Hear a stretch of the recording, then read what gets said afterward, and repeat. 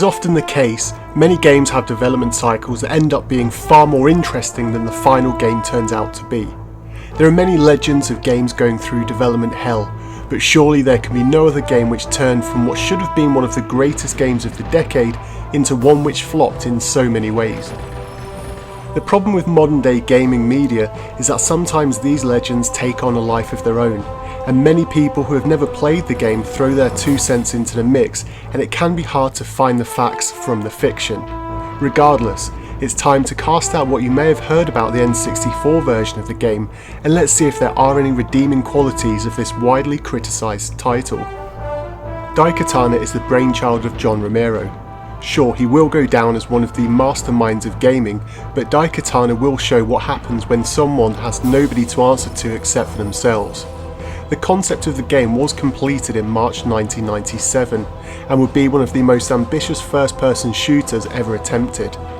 The game would take place across 24 different levels, split between 4 very unique time periods, each of which would have their own weapons and enemies. This would be a challenge for any established game studio.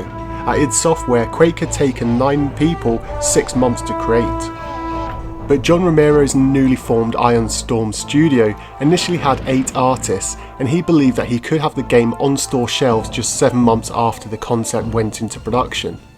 In this day and age that would be laughable, but back then John Romero had the golden touch, and the huge swell of positive press from high profile sources like Time magazine led few people to believe this wouldn't be possible.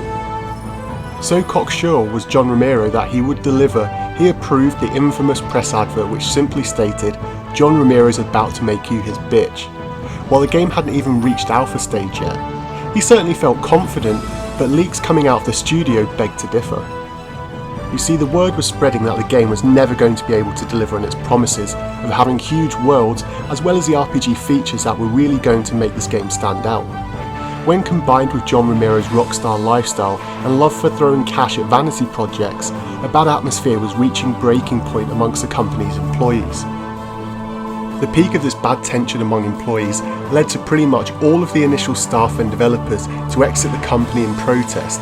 They then went on to set up their own company called Gathering of the Developers. As development of Daikatana ground to a halt, the decision was made to switch the game from the Quake 1 engine to the newly respected Quake 2 engine, a process that Romero thought would be a simple task. In reality, the two engines were entirely different. With the realisation that the Quake 1 engine would no longer cut it, the studio threw away 11 months of work to restart development process over again with the Quake 2 engine. In January 1999, the switch to the new engine was complete, but the game was far from ready. Despite John Romero stating that come hell or high water the game would be finished in February 1999. Of course this deadline passed, and when the game was shown at E3 that year, it became the laughingstock of the show. The game was running a demo at 14 frames per second, and it had no single player demo as the monsters were not ready, and so it was just a multiplayer map which crawled along at a snail's pace. Eidos, who had been bankrolling the project up to the $44 million mark, finally lost their patience. To keep the game alive, they took majority ownership of the company, with 2 of the founders being removed from their positions. We next pick up the story in April 2000, when the game reached gold status, years after its expected release window, and running on a game engine which was now surpassed by Quake 3's and the popular Unreal Tournament. Add to this many gameplay mechanics which developers and gamers both disliked, generally negative reviews, and even after the 1.2 patch the studio then closed its doors in 2001.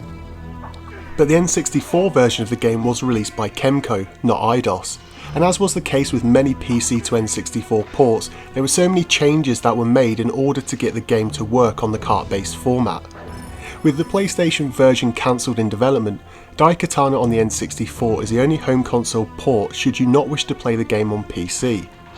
So after all this backstory to the most impressive disaster of a development cycle, was the N64 version of the game really worth the wait?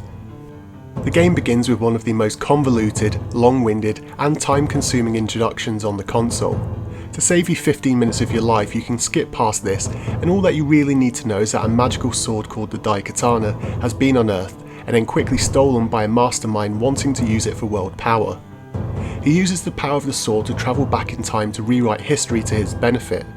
It's up to you as hero Miyamoto, and yes, there is a nod to Shigeru Miyamoto, to go after him in time to retake control of the planet's destiny. Whilst the PC version of the game featured 24 levels, the console version packed this down to just 18, but the overall story arc remains unchanged. Sure, the actual story is more detailed than this, and there's a surprising amount of lore for those who are interested, but having to sit through such a long introduction with text crawling at a snail's pace is not exactly the most inviting start to a game. Of course, you could always read the comic book which was released to coincide with the game's release if you do enjoy what you see. In terms of gameplay, the concept itself is fantastic, it's just a shame that the execution was so poor. Having a first-person shooter where you have the ability to upgrade your stats was really appealing and fresh back when the game was announced. The core first-person aspect of the game plays very much like the Quake series, albeit with many more bugs, glitches and poorer level design.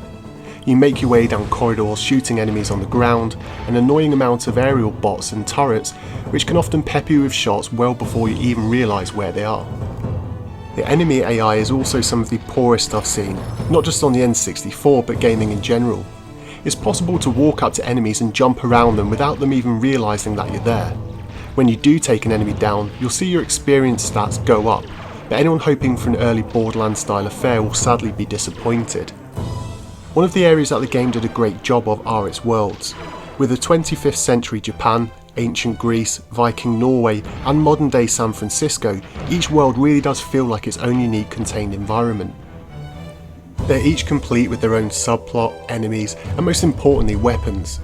The number of weapons was staggering for its time, and at 25 different weapons to master, it gave Turok 2 a run for its money. Sadly though, many of the weapons are unbalanced and overpowered, leaving you to resorting to use the same select few weapons throughout much of the worlds. Whilst the textures are generally bland and unappealing, the expansion pack in high-res mode does help to make this a game a little bit more bearable to look at. That is though if you can handle the extreme letterboxing as you can see here. It really is a trade-off as there is little slowdown in either the high-res mode or the normal mode, so it really comes down to which you prefer. The levels themselves are also different from the PC version. The console version has many more fetch quests and areas where you'll need to find keys to unlock doors and so on. The PC version also had you rescue friends who would join you in real time on your quests. The N64 has the same rescued characters, but they are relegated to only helping you during cutscenes. To be fair, the AI help was dire in the PC version, and so not having them on screen on the N64 is actually a blessing. Another big change from the PC version is the N64's music, which quite honestly is up there with the worst soundtracks on the console. Each world has its own music which repeats throughout each level again and again. And by music, what I actually mean is a set of several notes which are then looped. To call it music would be a discredit to composers such as Grant Kirkhope, who took pride in getting the best sounds from the system. Thankfully, the sound effects are not as bad as the music, but they do little to inspire a sense of realism when playing.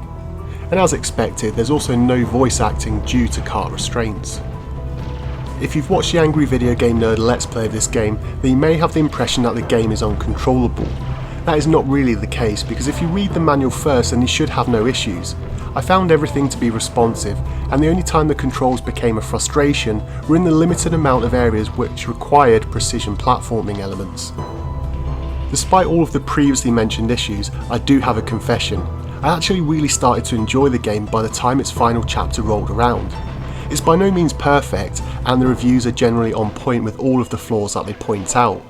By playing Daikatana here, it's almost a throwback to the different era of first-person shooters.